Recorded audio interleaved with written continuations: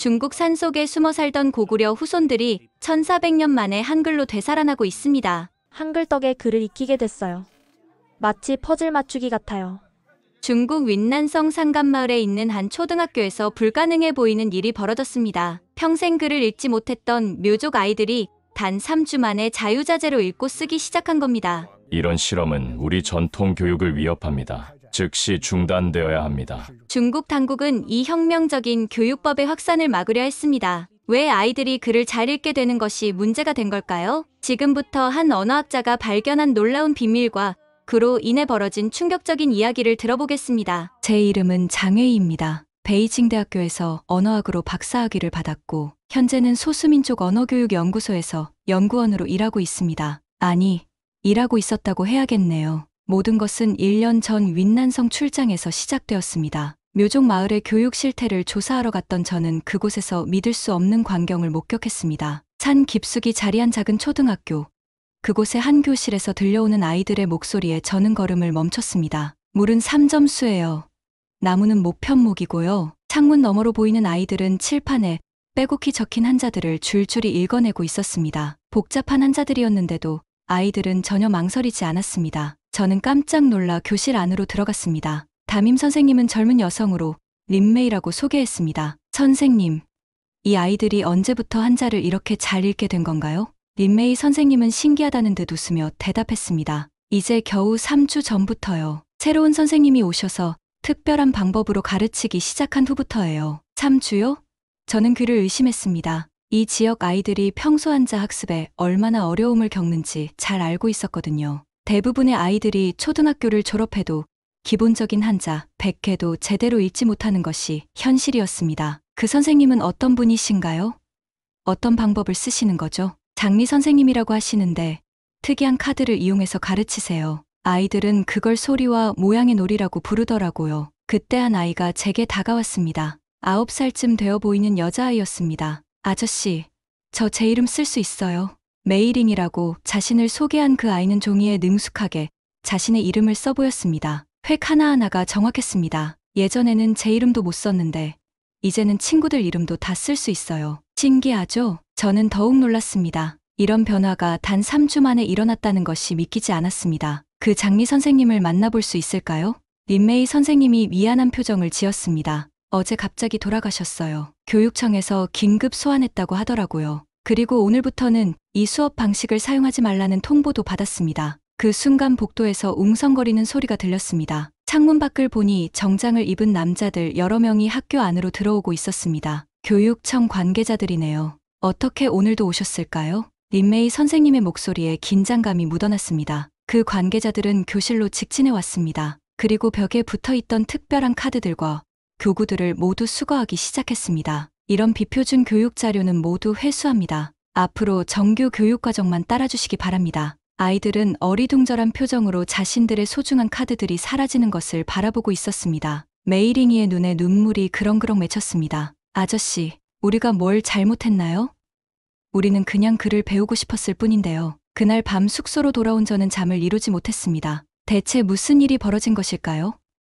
왜 아이들이 글을 잘 읽게 되는 것이 문제가 되는 걸까요? 그리고 그 장리 선생님은 도대체 어떤 방법을 사용한 것일까요? 다음 날 아침 더 충격적인 소식을 들었습니다. 학교 전체가 임시 휴교에 들어갔고 그 특별한 수업에 참여했던 모든 교사들에게 재교육 명령이 내려졌다는 것이었습니다. 저는 베이징으로 돌아가는 기차 안에서 계속 생각했습니다. 분명 여기에는 제가 모르는 더 큰 이야기가 숨어 있을 것이라고. 베이징으로 돌아온 지 2주일 후 저는 할아버지의 부고를 받았습니다. 윈난성에서 목격한 일들로 마음이 복잡한 상황에서 들은 소식이었습니다. 할아버지께서는 제가 어렸을 때부터 늘 이상한 이야기를 해주셨습니다. 우리 조상은 고구려에서 왔단다. 먼 옛날 동쪽에서 온 사람들이지. 어린 저는 그저 재미있는 옛날 이야기 정도로만 생각했습니다. 대부분의 묘족들이 자신들을 한족과는 다른 민족이라고 여기니까요. 장례를 치른 후 할아버지 방을 정리하던 중이었습니다. 낡은 서랍장 맨 밑칸에서 가죽으로 쌓인 두꺼운 노트를 발견했습니다. 노트를 펼치는 순간 저는 깜짝 놀랐습니다. 첫 페이지에 할아버지의 필체로 이렇게 적혀 있었거든요. 우리 가족의 진시한 역사, 동이족의 후에 장지한 가문의 기록. 페이지를 넘길수록 놀라운 내용들이 나왔습니다. 할아버지께서는 평생에 걸쳐 우리 가족의 뿌리를 추적하셨던 것입니다. 당나라 시대 고구려 멸망 이후 강제 이주된 조상들의 이야기, 그들이 어떻게 중국 땅에 정착하게 되었는지에 대한 상세한 기록들이 있었습니다. 하지만 정말 충격적인 것은 그 다음이었습니다. 노트의 절반 이상이 한국과 한글에 대한 연구로 채워져 있었던 것입니다. 한글, 세종대왕이 만든 문자, 표의문자인 한자와 달리 표음문자의 특성을 가지며 발음 기관의 모양을 본뜨서 만든 과학적 문자 체계, 할아버지는 한글의 구조를 아주 자세하게 분석해 놓으셨습니다. 자음 14개, 모음 10개의 조합 원리, 소리와 글자의 규칙적 대응관계 등등, 마치 언어학 교수 수준의 전문적인 내용들이었습니다. 더 놀라운 것은 마지막 페이지의 메모였습니다. 내 손녀 웨이가 언어학자가 되었다는 소식은 내 생애 최고의 기쁨이다. 언젠가 이 노트를 발견하게 된다면 부탁하고 싶다.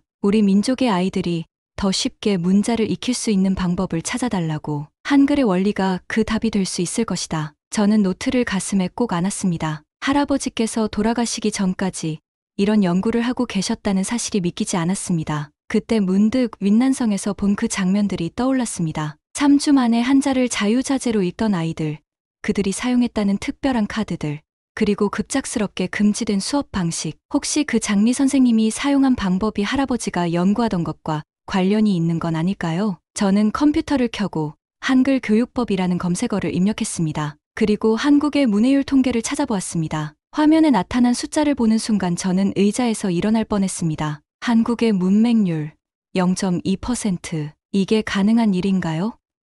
중국의 공식 문맹률도 낮다고 발표되지만 제가 현장에서 본 소수민족 지역의 실상은 전혀 달랐습니다. 그런데 한국은 정말로 완전한 문해율을 달성한 것일까요? 그 순간 저는 깨달았습니다. 할아버지께서 남겨주신 이 노트가 단순한 연구자료가 아니라는 것을. 이것은 우리 민족 아이들의 미래를 바꿀 수 있는 열쇠였습니다. 저는 그날부터 한글에 대한 본격적인 연구를 시작했습니다. 하지만 아직 제가 어떤 일에 휘말리게 될지는 전혀 예상하지 못했습니다. 한글 연구를 시작한 지 2주가 지났습니다. 할아버지의 노트를 바탕으로 온라인 강의를 듣고 관련 논문들을 읽어가며 한글의 원리를 이해해 나갔습니다. 그 과정에서 저는 점점 더 큰 의문에 빠졌습니다. 정말로 한국의 문맹률이 0.2%에 가깝다면 이것은 단순히 경제 발전의 결과일까요? 아니면 문자 체계 자체의 차이 때문일까요? 호기심을 참지 못한 저는 직접 조사해 보기로 했습니다. 먼저 중국의 공식 통계를 다시 살펴보았습니다. 국가통계청 발표에 따르면 중국의 문맹률은 2.6%로 상당히 낮은 수준이라고 되어 있었습니다. 하지만 제가 현장에서 본 것은 달랐습니다. 저는 지난 5년간 여러 소수민족 지역을 다니며 수집한 저만의 자료를 꺼내보았습니다. 윈난성, 광서성, 구이저우성, 이런 지역의 실제 문해율은 공식 통계와 큰 차이가 있었습니다. 특히 충격적이었던 것은 구이저우성의 한 묘족 마을이었습니다. 초등학교를 졸업한 15명의 아이들을 대상으로 간단한 문해력 테스트를 해본 결과 기본적인 문장을 읽을 수 있는 아이는 겨우 4뿐이었습니다. 선생님, 이 글자가 뭔지 모르겠어요. 저희는 학교에서 외우기만 했어요. 뜻을 아는 건 별개예요. 아이들의 대답을 들으며 저는 가슴이 아팠습니다. 이들은 분명 공식적으로는 문해자로 분류될 텐데 실제로는 글을 읽는 것을 그리 어려워했습니다. 반면 한국의 상황은 어떨까요? 저는 한국 교육 관련 연구 자료들을 찾아 읽어보았습니다. 놀라운 것은 한국이 한글을 도입한 후 문해율이 급속도로 향상되었다는 사실이었습니다. 일제강점기와 한국전쟁이라는 어려운 시기를 거쳤음에도 불구하고 말입니다. 더욱 흥미로운 것은 한국의 언어학자들이 발표한 연구였습니다. 한글의 표음 문자적 특성 때문에 읽기 학습 속도가 한자에 비해 현저히 빠르다는 내용이었습니다. 한글 학습은 평균적으로 6개월 내에 기본 읽기가 가능하며 1년 내에 자유로운 읽기와 쓰기가 가능하다. 제가 윈난성에서 목격한 그 기적적인 변화가 갑자기 이해되기 시작했습니다. 3주 만에 한자 300개를 읽게 된 아이들. 혹시 그들이 배운 것은 한자가 아니라 한글의 원리였던 건 아닐까요? 저는 더 깊이 조사해 보기로 했습니다. 그 장리 선생님에 대한 정보를 찾아보려고 교육부 인사 데이터베이스에 접근했습니다. 다행히 제 연구원 자격으로 기본적인 정보는 열람할 수 있었습니다. 장리, 베이징대학교 언어학과 졸업, 소수민족 언어 연구 전공. 그런데 이상한 점이 있었습니다. 그의 최근 근무 기록이 모두 삭제되어 있었던 것입니다. 접근 권한이 없습니다라는 메시지만 계속 떴습니다. 그날 밤 저는 대학 동기 중 공안부에서 일하는 장리우에게 전화를 걸었습니다. 리우야, 장리라는 교육자에 대해서 혹시 들어본 적 있니? 전화 너머로 잠시 침묵이 흘렀습니다. 웨이야, 그 이름을 어디서 들었니? 윈난성 출장에서 우연히. 왜? 무슨 문제라도 있니?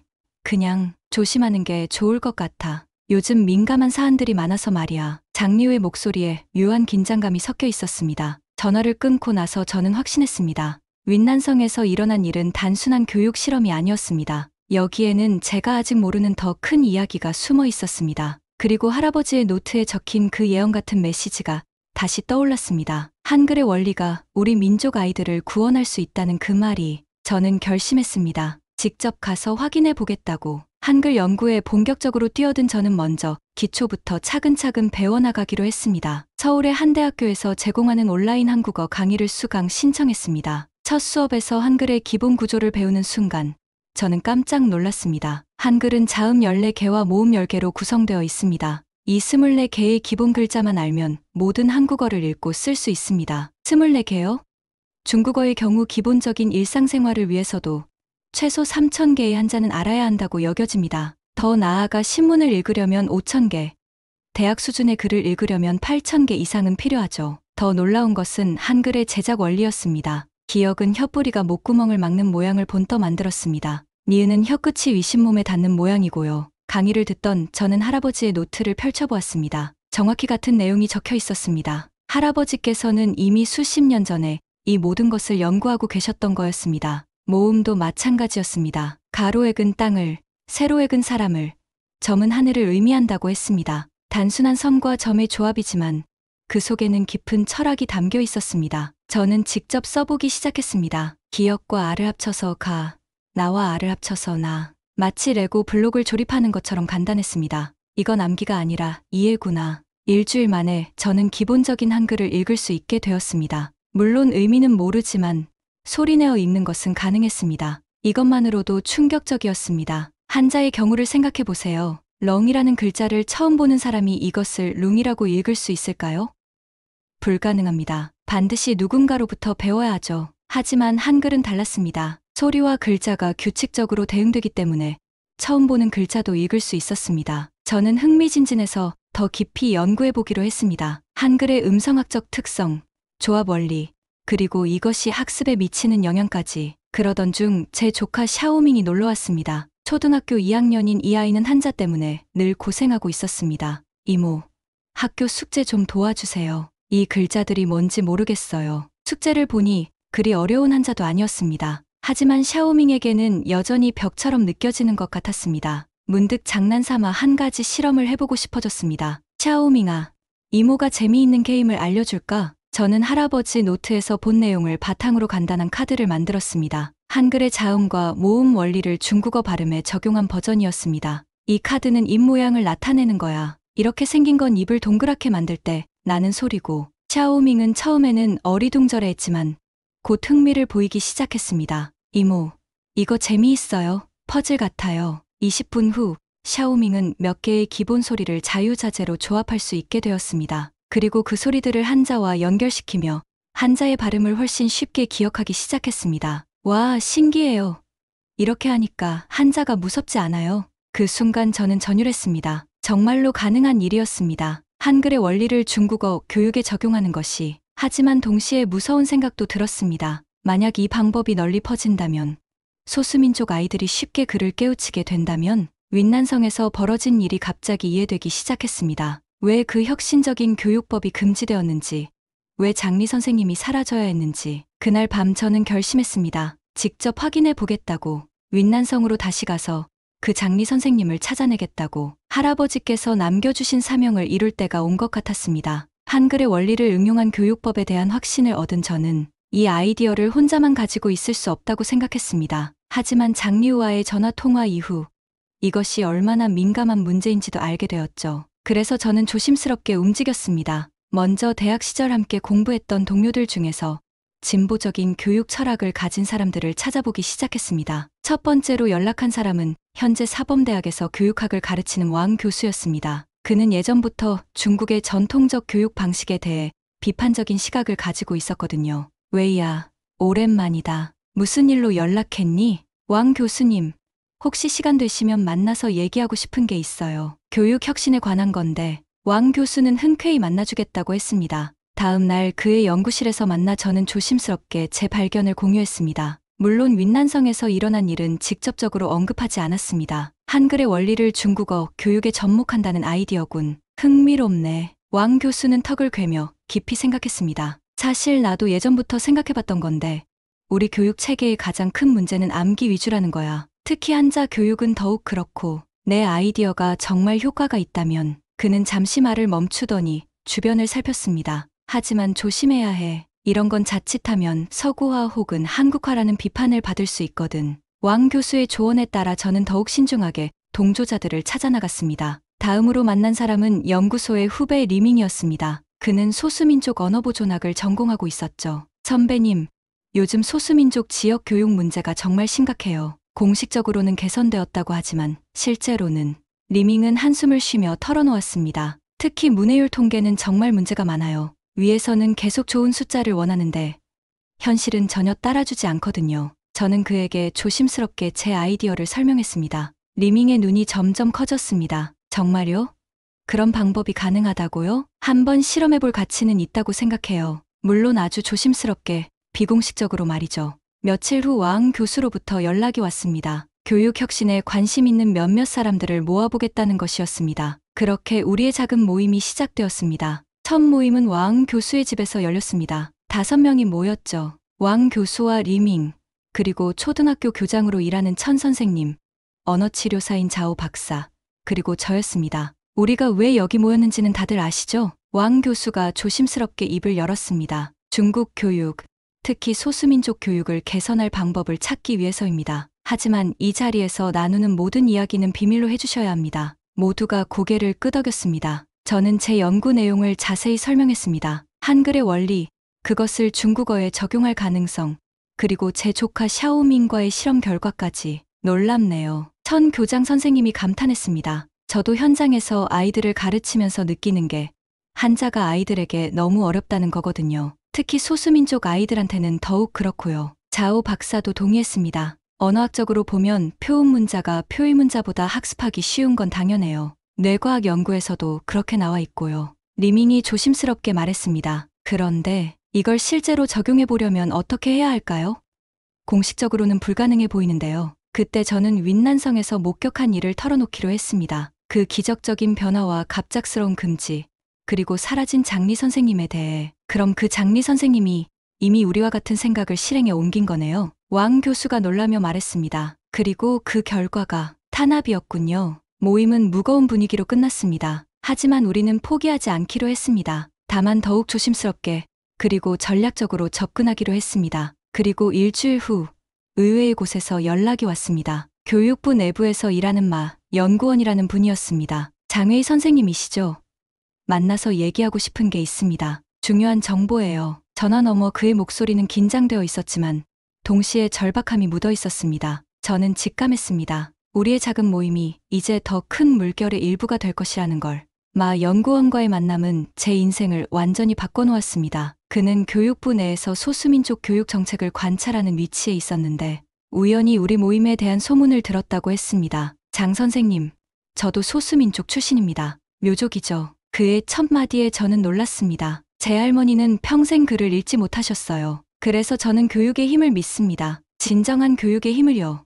연구원은 우리에게 중요한 정보를 제공했습니다. 윈난성 교육청이 최근 교육혁신 시범 프로젝트를 승인했다는 것이었습니다. 물론 표면적으로는 전통적인 방식의 개선이지만 실제로는 새로운 시도가 가능할 수도 있다는 것이었죠. 하지만 아주 조심해야 합니다. 장리 선생님의 일을 보셨잖아요. 우리는 신중하게 계획을 세웠습니다. 공식적으로는 소수민족 학습자를 위한 한자, 교육 개선 연구라는 명목으로 실제로는 한글 원리를 적용한 교육법을 실험해보기로 했던 것입니다. 한 달 후, 저는 다시 윈난성에 있었습니다. 이번에는 공식적인 연구 프로젝트의 일환으로요.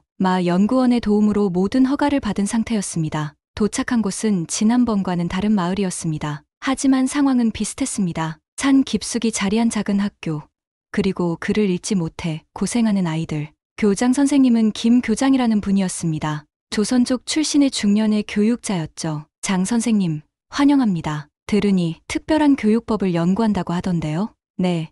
아이들이 좀 더 쉽게 한자를 배울 수 있는 방법을 찾고 있습니다. 김 교장님은 고개를 끄덕이더니 한숨을 쉬었습니다. 사실 여기 아이들 대부분이 한자를 매우 어려워해요. 초등학교를 마쳐도 신문을 제대로 읽지 못하는 경우가 대부분이죠. 그날 오후 저는 처음으로 아이들을 만났습니다. 초등학교 2학년과 3학년 아이들 15명이었습니다. 대부분 묘족 아이들이었고 몇 명은 야오족과 장족 아이들도 있었습니다. 간단한 문해력 테스트를 해보았습니다. 결과는 충격적이었습니다. 3학년인데도 자신의 이름을 제대로 쓰지 못하는 아이가 5명이나 되었습니다. 선생님, 한자는 너무 어려워요. 명명이라는 여자아이가 눈물을 글썽이며 말했습니다. 새로운 글자가 나오면 무서워요. 어떻게 읽는지 모르니까요. 그 순간 저는 할아버지의 노트가 떠올랐습니다. 그리고 제가 여기 온 이유를 다시 한번 확인했습니다. 괜찮아, 명명아. 선생님이 재미있는 방법을 알려줄게. 저는 준비해온 교구를 꺼냈습니다. 색깔별로 구분된 카드들,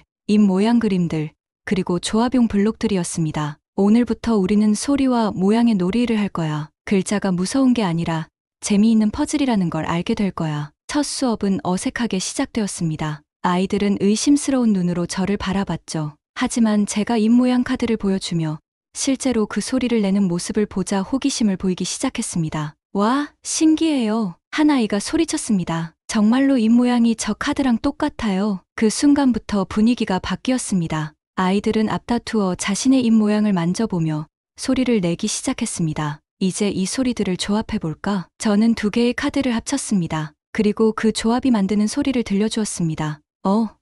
이거 마랑 소리가 같아요. 명명이가 깜짝 놀라며 외쳤습니다. 맞아, 명명아. 내가 아주 잘 알아차렸네. 그날 첫 수업이 끝날 즈음 아이들의 표정이 완전히 달라져 있었습니다. 더 이상 두려워하지 않았어요. 오히려 신기해하며 더 배우고 싶어 했습니다. 선생님, 내일도 이거 할 거예요? 우리 이름도 이렇게 만들 수 있어요? 쏟아지는 질문들을 들으며 저는 가슴이 벅찼습니다. 정말로 가능한 일이었습니다. 아이들이 글자를 두려워하지 않게 만드는 것이. 수업 후 김 교장님이 다가왔습니다. 장 선생님, 놀랍네요. 아이들이 저렇게 적극적으로 참여하는 모습은 처음 봅니다. 아직 시작일 뿐입니다. 진짜 변화는 이제부터예요. 그날 밤 숙소에서 저는 할아버지의 노트를 다시 펼쳐보았습니다. 우리 민족의 아이들이 더 쉽게 문자를 익힐 수 있는 방법을 찾아달라. 할아버지의 소원이 이루어지기 시작한 것 같았습니다. 하지만 저는 아직 앞으로 어떤 일들이 벌어질지 전혀 예상하지 못했습니다. 다음 날 아침,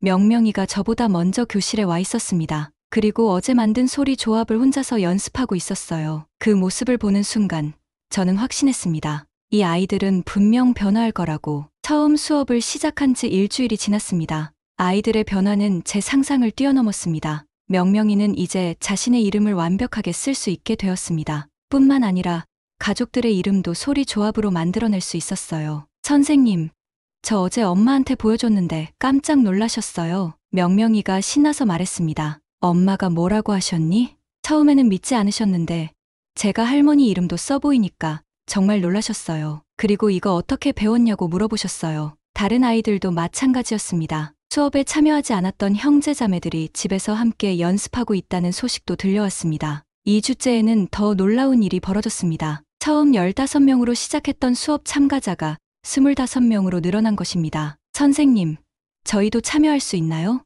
1학년 아이들까지 찾아왔습니다. 형들이 재미있게 배우는 모습을 보고 자신들도 하고 싶다는 것이었습니다. 김 교장님은 흐뭇해하셨습니다. 장 선생님, 정말 놀라워요. 아이들이 이렇게 공부에 흥미를 보인 적이 없어요. 하지만 정말 놀라운 것은 따로 있었습니다. 아이들이 이 방법으로 한자의 발음을 익힌 후 일반적인 한자 수업에서도 훨씬 나은 성과를 보이기 시작한 것입니다. 담임 교사인 왕 선생님이 저에게 말했습니다. 믿기지 않네요. 명명이 같은 아이가 이제는 새로운 한자를 보면 스스로 발음을 추측해봐요. 그리고 대부분 맞거든요. 이것이 바로 제가 기대했던 효과였습니다. 단순히 소리 조합만 배우는 게 아니라 소리와 글자의 관계를 이해하게 되면서 한자 학습 전반에 도움이 되는 것이었죠. 3주째에는 더욱 놀라운 변화가 일어났습니다. 마을 어른들이 관심을 보이기 시작한 것입니다. 어느 날 오후 수업을 마치고 나오는데 교실 밖에 몇몇 어른들이 서 있었습니다. 선생님, 저희 아이가 집에서 계속 얘기하는데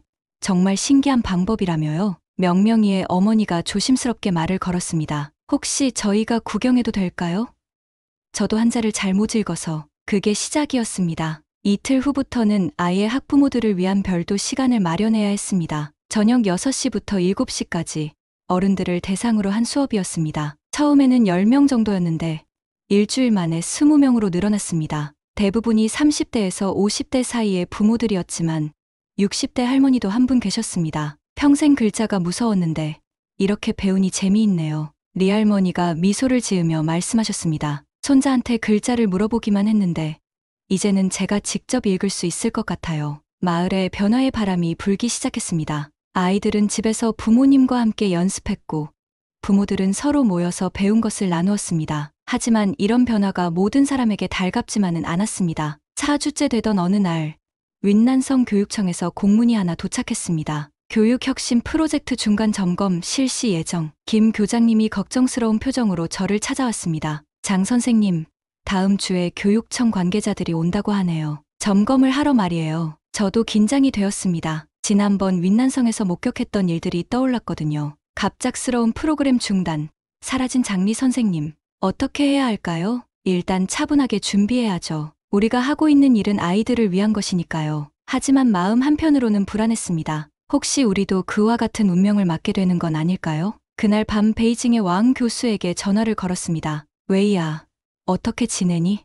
잘 되고 있나? 왕 교수님, 그런데 문제가 생겼어요. 상황을 설명하자 왕 교수도 심각해졌습니다. 조심해야겠다. 너무 빨리 주목받은 것 같아. 어떻게 해야 할까요? 일단 현재 하고 있는 것들을 문서화해도, 그리고 최대한 낮은 자세를 유지하고. 전화를 끊고 나서 저는 깊은 생각에 빠졌습니다. 이 모든 변화가 정말 우리만의 힘으로 일어난 것일까요?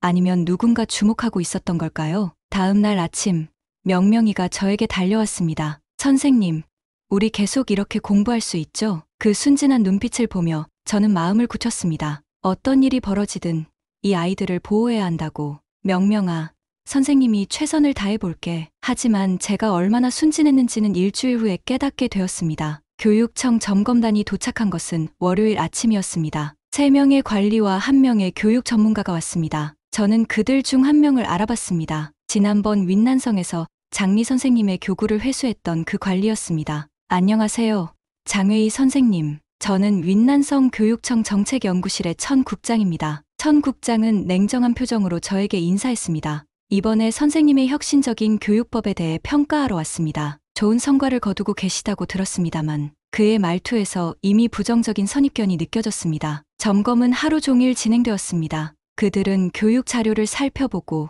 아이들과 대화하고 교사들을 면담했습니다. 저 역시 긴 시간 동안 질문을 받았습니다. 장 선생님, 이 교육법의 이론적 배경이 무엇입니까? 소리와 글자의 대응 관계를 시각적으로 표현하여 학습 효과를 높이는 방식입니다. 그렇다면 이것이 기존의 중국식 교육과 어떤 차이가 있습니까? 질문들은 점점 더 날카로워졌습니다. 저는 최대한 신중하게 대답했지만 그들의 의도를 느낄 수 있었습니다. 점검이 끝난 후 천 국장이 저를 따로 불렀습니다. 장 선생님, 솔직히 말씀해 주십시오. 이 방법이 한국의 한글 교육법에서 영감을 받은 것 아닙니까? 그 순간 저는 등에 식은땀이 났습니다. 어떻게 알았을까요? 저는 그저 아이들이 더 쉽게 배울 수 있는 방법을 찾았을 뿐입니다. 그렇습니까?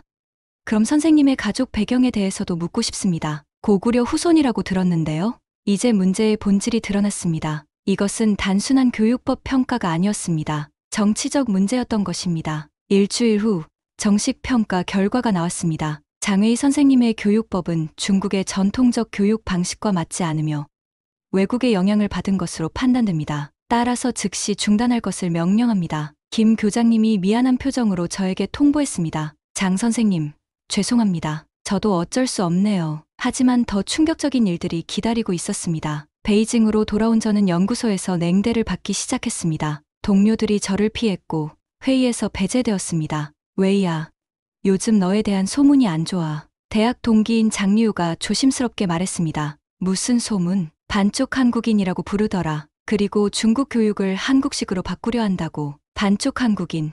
저는 어이가 없었습니다. 제가 한 것은 그저 아이들이 더 쉽게 배우도록 도운 것뿐인데 말입니다. 상황은 더욱 악화되었습니다. 연구소 내부에서 제가 민족 분열주의자라는 소문이 돌았습니다. 지난번 프로젝트의 참여자들도 하나둘씩 저와 거리를 두기 시작했습니다. 어느 날 아침 연구소에 들어서는데 동료들의 수군거리는 소리가 들렸습니다. 저 사람 때문에 우리 연구소 이미지가 나빠졌어. 왜 하필 한국식으로 가르치려 했을까? 아무래도 핏줄이 그쪽인가 봐. 저는 더 이상 참을 수 없었습니다. 그 자리에서 큰 소리로 말했습니다. 제가 한 것은 아이들을 위한 일입니다. 그게 왜 문제가 됩니까? 하지만 아무도 제 말에 귀 기울이지 않았습니다. 오히려 더욱 차가운 시선을 보낼 뿐이었습니다. 그날 오후 연구소 소장에게 불려갔습니다. 장회의 선생, 최근 일들 때문에 곤란합니다. 일단 무급 휴직을 하시는 게 어떨까요? 무급 휴직. 사실상 해고나 다름없었습니다. 소장님, 제가 무슨 잘못을 했습니까? 아이들 교육에 도움이 되는 일을 했을 뿐인데, 장 선생, 이해해 주십시오. 위에서 내려오는 압력이 있어서요. 집에 돌아온 저는 절망감에 빠졌습니다. 할아버지의 소원을 이루려 했던 제가 오히려 사회의 적이 되어버린 것입니다. 그날 밤 윈난성의 김 교장님께서 전화를 주셨습니다. 장 선생님, 안녕하세요. 혹시 괜찮으시죠? 김 교장님, 사실 많이 힘듭니다. 장 선생님께 전하고 싶은 말이 있어요. 아이들이 선생님을 많이 그리워해요. 특히 명명이는 매일 선생님 언제 오시냐고 물어봐요. 그의 말에 눈물이 났습니다. 그리고 하나 더 말씀드리고 싶은 게, 비록 공식적으로는 중단되었지만 아이들이 배운 것은 사라지지 않았어요. 여전히 그 방법으로 공부하고 있어요. 부모들끼리 모여서 서로 가르치고 있거든요. 그 말이 저에게 희망을 주었습니다. 비록 제가 쫓겨났지만 씨앗은 뿌려진 것입니다. 하지만 더 큰 시련이 기다리고 있다는 것을 저는 아직 몰랐습니다. 연구소에서 무급 휴직에 들어간 지 한 달이 지났습니다. 저는 집에서 지내며 앞으로 무엇을 해야 할지 고민하고 있었습니다. 그러던 어느 날 예상치 못한 전화가 걸려왔습니다. 마 연구원이었습니다. 장 선생님, 급히 만나야 할 일이 있습니다. 혼자 오세요. 그의 목소리에 긴급함이 묻어 있었습니다. 저는 그가 지정한 장소로 향했습니다. 베이징 외곽의 한적한 카페였습니다. 마 연구원은 이미 구석 자리에 앉아 주변을 경계하고 있었습니다. 장 선생님, 앉으세요. 중요한 정보를 전해드려야 합니다. 그는 가방에서 서류 뭉치를 꺼냈습니다. 이것은 교육부 내부 회의록입니다. 선생님과 관련된 내용이 나와 있어요. 서류의 제목을 보는 순간 저는 경악했습니다. 소수민족 문해율 관리 정책 및 장회의 교육법 대응 방안. 내용을 읽어가며 저는 점점 더 충격에 빠졌습니다. 회의록에는 이런 내용이 적혀 있었습니다. 장회의의 교육법이 확산될 경우 다음과 같은 우려사항이 예상됨. 첫째, 소수민족 지역 문해율 급상승으로 인한 기존 통계 불일치. 둘째, 문해력 향상이 정치적 각성으로 이어질 가능성. 셋째, 한국식 교육법 도입이 문화적 정체성에 미칠 영향. 넷째, 소수민족의 자치 의식 강화 우려. 더 충격적인 것은 마지막 결론이었습니다. 소수민족 지역의 문해율은 현재 수준에서 유지하는 것이 바람직함. 과도한 교육 발전은 사회 안정에 위협이 될 수 있음. 이게 말이 됩니까? 저는 떨리는 목소리로 물었습니다. 마 연구원이 고개를 끄덕였습니다. 믿기 어려우시겠지만 이것이 현실입니다. 정부는 의도적으로 소수민족의 문해율을 낮은 수준에서 관리하고 있어요. 하지만 왜요? 교육을 받는 것은 모든 사람의 권리 아닙니까? 통제하기 위해서입니다. 글을 읽지 못하는 사람들은 외부 정보에 접근하기 어렵고, 따라서 정부 정책에 의문을 제기할 가능성도 낮죠. 그의 말에 저는 말문이 막혔습니다. 제가 지금까지 순진하게 생각해왔던 것들이 모두 무너져 내렸습니다. 그럼 지금까지의 공식 통계들은 조작된 것입니다. 실제 문해율은 발표된 것보다 훨씬 낮아요. 특히 소수민족 지역에서는 더욱 그렇고요. 마 연구원은 다른 서류를 보여주었습니다. 이것은 선생님에 대한 감시 보고서입니다. 선생님이 윈난성에 갔을 때부터 모든 것이 기록되어 있어요. 서류에는 제가 만났던 사람들, 대화 내용, 심지어 수업 방식까지 상세하게 기록되어 있었습니다. 누가 이런 보고서를 작성한 거죠? 여러 명입니다. 교육청 직원들, 현지 관리들, 그리고 선생님 주변의 동료들도 포함되어 있어요. 그 순간 저는 등골이 서늘해졌습니다. 제 주변에 누군가가 저를 감시하고 있었던 것입니다. 장리우도 그 중 하나인가요? 마 연구원은 안타까운 표정을 지었습니다. 죄송합니다. 그렇습니다. 저는 배신감에 휩싸였습니다. 대학 시절부터 친구라고 생각했던 사람이 저를 감시하고 있었다니. 왜 이런 정보를 저에게 알려주시는 거죠? 저도 묘족입니다. 그리고 제 할머니도 평생 글을 읽지 못하셨어요. 저는 이런 정책이 옳지 않다고 생각합니다. 마 연구원의 눈에 눈물이 맺혔습니다. 하지만 이제 선생님이 위험합니다. 다음 단계로 넘어가기로 결정되었어요. 다음 단계가 뭔가요? 직접적인 제재입니다. 구속, 그리고 가족에 대한 압박까지. 그때서야 상황의 심각성을 깨달았습니다. 이것은 단순한 교육 문제가 아니었습니다. 국가 차원의 정책에 반하는 행위로 간주되고 있었던 것입니다. 어떻게 해야 하죠? 피하셔야 합니다. 가능하면 멀리 떠나세요. 하지만 아이들은 어떻게 하고요? 윈난성의 명명이와 다른 아이들은 안타깝지만 지금으로서는 어쩔 수 없습니다. 선생님이 여기 남아 계신다면 더 큰 피해만 생길 뿐이에요. 집으로 돌아온 저는 밤새 잠을 이루지 못했습니다. 마 연구원이 건네준 또 다른 서류에는 더 충격적인 내용이 담겨 있었습니다. 지난 10년간 비슷한 교육 혁신 시도들이 여러 차례 있었고 모두 같은 운명을 맞았다는 것이었습니다. 시도한 교육자들은 좌천되거나 연구직에서 퇴출되었고 일부는 아예 행방불명이 되었다는 기록도 있었습니다. 장리 교육자, 윈난성 교육혁신 시도 후 실종, 현재까지 소재 파악 안 됨. 바로 그 장리 선생님이었습니다. 제가 그토록 찾던 그분이 실종되었다는 것입니다. 다음 날 아침, 더 나쁜 소식이 전해졌습니다. 윈난성의 김 교장님으로부터 온 전화였습니다. 장 선생님, 큰일 났어요. 어제 밤 공안이 와서 명명이 아버지를 데려갔어요. 뭐라고요? 왜요? 분리주의 활동 참여 혐의래요. 말도 안 되는 일이죠. 그분은 그냥 농사짓는 평범한 농민인데 제 가슴이 무너지는 것 같았습니다. 제 때문에 무고한 사람들이 피해를 받고 있었던 것입니다. 다른 아이들은 괜찮나요? 일단은 괜찮지만 학부모들이 모두 무서워하고 있어요. 더 이상 그 교육법 얘기는 꺼내지도 못하겠어요.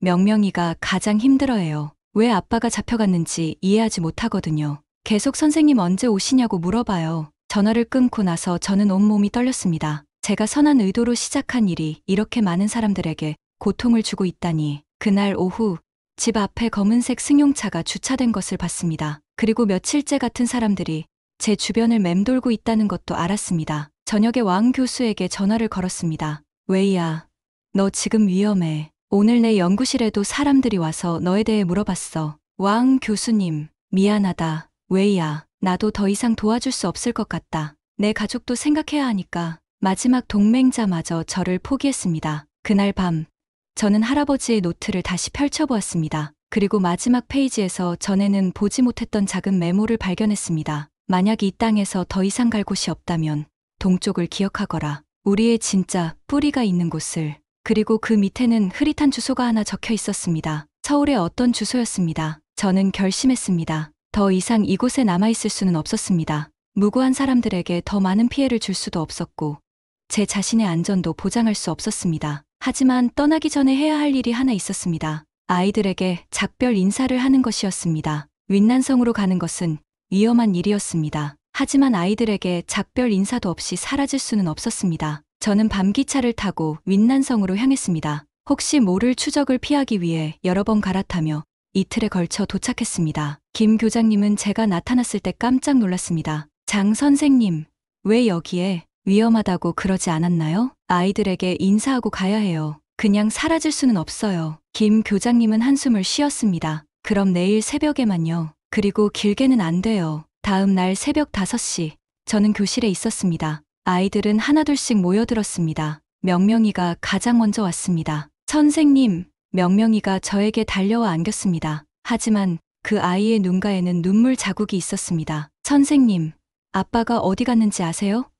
아직도 안 돌아왔어요. 제 가슴이 찢어질 것 같았습니다. 명명아, 아빠는 곧 돌아오실 거야. 걱정하지 마. 거짓말이었습니다. 하지만 그 아이에게 진실을 말할 수는 없었습니다. 15명의 아이들이 모두 모였습니다. 다들 저를 보고 기뻐했지만 동시에 의아했습니다. 선생님, 왜 이렇게 일찍 와요? 그리고 왜 이렇게 오랜만에 오세요? 저는 아이들 앞에 섰습니다. 마지막 수업을 시작해야 했습니다. 여러분, 선생님이 오늘 특별한 이야기를 해줄게요. 아이들은 조용히 귀를 기울였습니다. 여러분이 배운 소리와 모양의 놀이 기억하죠?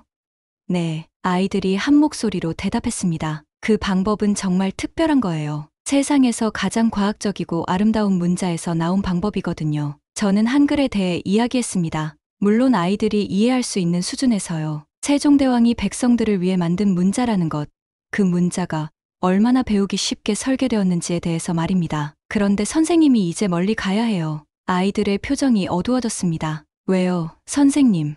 우리가 뭘 잘못했나요? 아니야. 여러분은 아무것도 잘못하지 않았어요. 그저 어른들의 복잡한 사정이 있는 거예요. 저는 가방에서 작은 책들을 꺼냈습니다. 지난 몇 달 동안 몰래 준비한 것들이었습니다. 이것은 여러분을 위한 선물이에요. 소리와 모양의 놀이를 계속할 수 있도록 만든 책이에요. 아이들의 눈이 반짝였습니다. 혼자서도 공부할 수 있게 만들었어요. 그리고 더 중요한 건 저는 목소리를 낮췄습니다. 여러분이 배운 것을 결코 잃어버리지 마세요. 글자를 읽을 수 있다는 것은 세상에서 가장 소중한 능력이에요. 그것으로 여러분은 더 넓은 세상을 볼 수 있게 될 거예요. 명명이가 손을 들었습니다. 선생님, 언제 다시 와요? 저는 잠시 망설였습니다. 언젠가 여러분이 다 자란 후에는 만날 수 있을 거예요. 그때까지 건강하게 자라세요. 수업을 마치고 아이들이 하나씩 떠났습니다. 명명이가 가장 마지막에 남았습니다. 선생님, 정말로 안 와요? 명명아, 선생님은 떠나지만 여러분이 배운 것은 남아있어요. 그리고 그것이 여러분을 더 멋진 사람으로 만들어줄 거예요. 명명이가 저에게 손으로 그린 그림을 주었습니다. 제가 가르쳐준 소리 카드들을 그린 것이었습니다. 선생님 잊지 않을게요. 그 아이가 떠난 후 저는 혼자 교실에 남았습니다. 그리고 할아버지의 노트를 꺼내 마지막 페이지를 읽었습니다. 진정한 교육은 스승이 떠난 후에도 계속된다. 저는 미소를 지었습니다. 비록 제가 떠나지만 심어놓은 씨앗은 계속 자라날 것입니다. 그날 오후 저는 윈난성을 떠났습니다. 그리고 이틀 후 베이징에서 한국행 비행기에 몸을 실었습니다. 할아버지의 노트에 적힌 주소를 찾아서 진짜 모험이 시작될 곳으로 향했습니다. 인천국제공항에 도착했을 때 비가 내리고 있었습니다. 새로운 땅의 첫 인상은 낯설면서도 묘하게 친숙했습니다. 공항 곳곳에 보이는 한글들이 마치 오래된 친구를 만난 것 같은 느낌을 주었거든요. 할아버지의 노트에 적힌 주소를 따라 서울로 향했습니다. 종로구의 한 골목, 전통과 현대가 어우러진 동네였습니다. 떨리는 마음으로 문을 두드렸습니다. 안녕하세요. 혹시 이수진님 계신가요? 문을 연 분은 50대 후반의 단정한 여성이었습니다. 그분은 저를 보더니 깜짝 놀란 표정을 지었습니다. 당신이 혹시... 저는 할아버지의 사진을 보여드렸습니다. 제 할아버지 장지안입니다. 이미경 할머니의 친구였다고 들었는데요. 이수진 씨의 눈에 눈물이 고였습니다. 어머나, 정말 어머니가 그렇게 기다리시던 그분의 손녀분이군요. 그날부터 저는 이수진 씨의 도움으로 한국에서의 새 삶을 시작했습니다. 그분은 저를 친딸처럼 대해주셨고 할아버지와 이미경 할머니의 우정에 대해 많은 이야기를 들려주셨습니다. 어머니와 장지안 선생님은 해방 후 혼란기에 만나셨어요. 그때 장지안 선생님이 중국으로 돌아가시면서 언젠가 자신의 후손이 한국을 찾게 될지도 모른다고 하셨죠. 이수진 씨는 서울대학교 언어학과의 김 교수님께 저를 소개해 주셨습니다. 김 교수님은 제 이야기에 큰 관심을 보이셨습니다. 장 선생님, 당신의 경험이 매우 귀중합니다. 한글의 원리를 다른 언어권에 적용한 사례는 흔치 않거든요. 김 교수님의 도움으로 저는 서울대학교 언어교육원에서 연구원 자리를 얻었습니다. 제 임무는 다문화 가정 아이들을 위한 문해력 교육 프로그램을 개발하는 것이었습니다. 한국에서의 생활은 처음에는 낯설었지만 점차 익숙해졌습니다. 특히 할아버지의 노트 덕분에 한글을 이미 알고 있어서 적응이 빨랐습니다. 몇 달 후 저는 새로운 프로젝트를 제안했습니다. 중국 소수민족을 위한 온라인 교육 플랫폼을 만들고 싶습니다. 김 교수님은 제 아이디어에 큰 관심을 보였습니다. 인터넷을 통해서라면 더 많은 아이들에게 도움을 줄 수 있겠네요. 그렇게 새로운 프로젝트가 시작되었습니다. 저는 중국에서의 경험과 한글의 원리를 결합해서 온라인 학습 앱을 개발하기 시작했습니다. 몇 달간의 개발 작업 끝에 소리의 달이라는 이름의 앱이 완성되었습니다. 여러 언어를 지원하는 문해력 향상 앱이었죠. 은밀하게 윈난성의 김 교장님께 앱 링크를 보냈습니다. 몇 주 후 답장이 왔습니다. 아이들이 정말 좋아해요. 특히 명명이는 벌써 고급 단계까지 올라갔답니다. 그리고 명명이 아버지가 돌아왔어요. 혐의 없음으로 풀려났습니다. 그 소식에 저는 안도의 눈물을 흘렸습니다. 1년이 지난 후 제 연구가 국제학술대회에서 주목받기 시작했습니다. 여러 나라에서 초청 강연 요청이 들어왔습니다. 장 박사님, 축하합니다. 이제 전 세계가 당신의 연구에 주목하고 있어요. 김 교수님이 기뻐하며 말씀하셨습니다. 하지만 저에게 가장 소중한 것은 윈난성에서 계속 전해지는 소식이었습니다. 명명이와 다른 아이들이 건강하게 자라고 있다는 것, 그리고 그들이 배운 것을 잃지 않고 있다는 것이었습니다. 어느 날 저녁 서울의 한강을 바라보며 저는 할아버지 생각을 했습니다. 할아버지, 지금 보고 계신가요?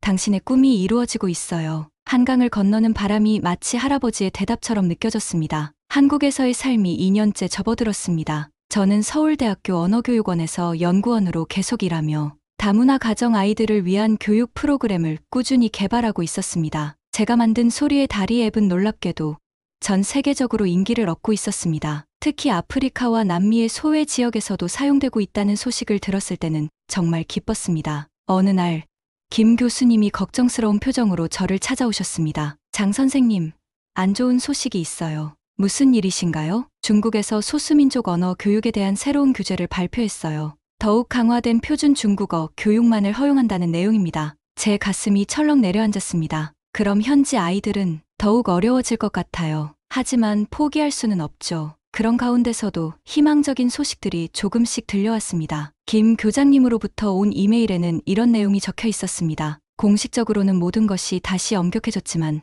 부모들이 집에서 몰래 아이들을 가르치고 있어요. 당신의 앱도 여전히 많이 사용되고 있고요. 한국으로 돌아온 지 3년이 지난 어느 날, 이수진 아주머니가 편지 한 통을 건네주셨습니다. 중국에서 온 편지예요. 이번엔 좀 두껍네요. 발신인은 명명이었습니다. 이제 고등학생이 된 그 아이가 직접 쓴 편지였습니다. 선생님께 안녕하세요. 명명이에요. 저 이제 고등학교 3학년이에요. 믿어지시나요? 선생님이 떠나신 후에도 저희는 계속 공부했어요. 학교에서는 말할 수 없지만 집에서 부모님들이 모여서 서로 가르치고 있어요. 엄마는 이제 할머니보다 글을 더 잘 읽으신답니다. 요즘은 많이 힘들어요. 학교에서는 우리말로 대화하는 것도 허용하지 않거든요. 하지만 집에 돌아오면 선생님이 가르쳐 주신 그 방법으로 공부해요. 저는 대학에 가서 언어학을 공부하고 싶어요. 선생님처럼 다른 아이들을 도와주고 싶거든요. 특히 저희 같은 소수민족 아이들을요. 그리고 선생님, 제가 한국어도 조금 배웠어요.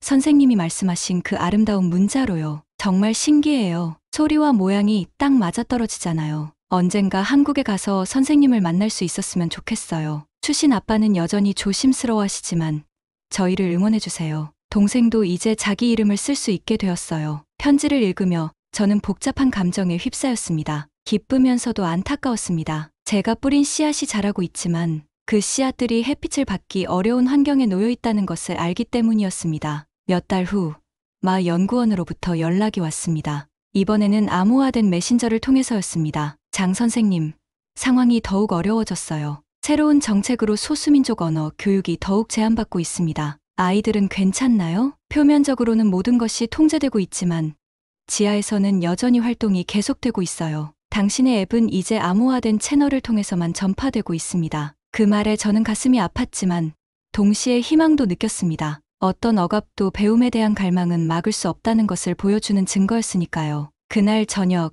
저는 한강변을 산책하며 생각했습니다. 할아버지께서 남겨주신 노트로 시작된 여정이 이렇게 많은 사람들의 삶에 영향을 미치고 있다는 것이 감개무량했습니다. 핸드폰에서 알림이 울렸습니다. 소리의 다리 앱의 다운로드 수가 100만을 넘어섰다는 소식이었습니다. 그중 상당수가 익명의 중국 사용자들이었습니다. 저는 하늘을 올려다보며 중얼거렸습니다. 할아버지, 당신의 꿈이 정말로 현실이 되었어요. 비록 숨어서 해야 하지만 더 많은 아이들이 글자의 두려움에서 벗어나고 있어요. 그 순간 봄바람이 불어와 제 머리카락을 스쳤습니다. 마치 할아버지가 저를 쓰다듬어 주시는 것 같았습니다. 아직 할 일이 많이 남아 있었습니다. 어쩌면 명명이와 같은 아이들이 자유롭게 자신들의 문자를 배울 수 있는 날이 올 때까지는 더 많은 시간이 필요할지도 모릅니다. 하지만 이제는 확신이 있었습니다. 교육의 힘은 어떤 억압도 뛰어넘을 수 있다는 것을. 그리고 가장 중요한 것은 한 번 심어진 배움의 씨앗은 결코 죽지 않는다는 사실이었습니다. 명명이와 같은 아이들이 있는 한 이 작은 불꽃은 계속 타오를 것입니다. 비록 숨어서라도 조용히라도. 지금까지 사연 어떠셨나요? 600년 전 백성을 위해 만들어진 한글이 지금 중국 산골 아이들에게 희망이 되고 있습니다. 명명이처럼 자신의 이름조차 쓸 수 없었던 아이들이 이제 한글로 꿈을 씁니다. 진정한 교육은 국경을 넘고 시간을 넘어 이어집니다. 이런 의미 있는 이야기가 더 많은 사람들에게 전해질 수 있도록 구독과 좋아요, 공유 부탁드립니다. 여러분 한 명 한 명이 이 아름다운 연결의 고리가 됩니다. 원더풀 해외 사연이었습니다.